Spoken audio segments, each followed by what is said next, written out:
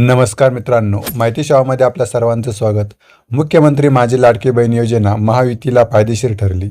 विधानसभा निवडणुकीत महायुतीने 288 पैकी 230हून अधिक जागा जिंकत स्पष्ट बहुमत मिळविले। या विजयात लाडकी बहीण योजनेचे मोठे श्रेय आहे। मात्र आता लाडक्या बहीण योजनेवरून समाज माध्यमात उलटसुलट चर्चा सुरू आहे।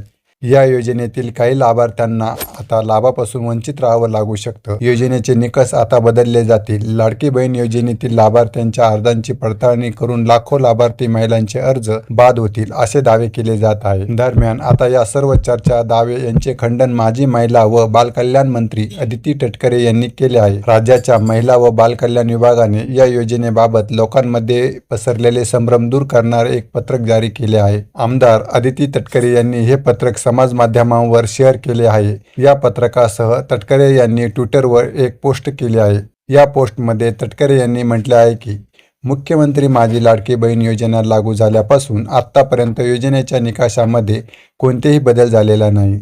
एक महिला प्रतिनिधी म्हणून यावर मी स्वतः जातीने लक्ष ठेवून आहे। तरी याबाबत समाज माध्यमातून होणाऱ्या अपप्रचारास कोणीही बळी पडू नये ही नम्र विनंती।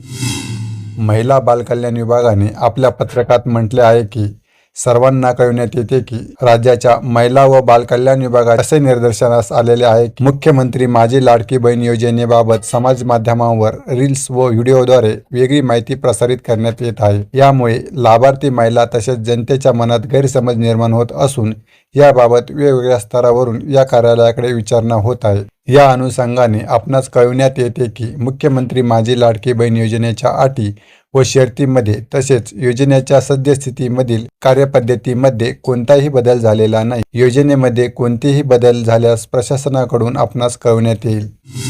तसेच महिला व बालकल्याण विभागाने वेगवेगळ्या शासकीय यंत्रणांना सुचवले आहे की त्यांनी लोकांमधील संभ्रम दूर करावा। सदर योजनेसंदर्भात चुकीच्या बातम्यांमुळे लाभार्थी व जनतेच्या मनात कोणताही गैरसमज निर्माण होऊ नये याकरिता आपण आपल्या स्तरावरून तसेच अंगणवाडी सेविकांमार्फत या योजनेची सद्यस्थिती लाभार्थी जनतेच्या निदर्शनास आणून द्यावी। तुम्हाला ही माहिती आवडली असेल तर आपल्या मित्रांना शेअर करा, व्हिडिओला लाईक करा आणि अशाच प्रकारची नवनवीन माहिती बघण्यासाठी आपल्या माहिती सेवा या यूट्यूब चॅनलला नक्की सबस्क्राईब करा।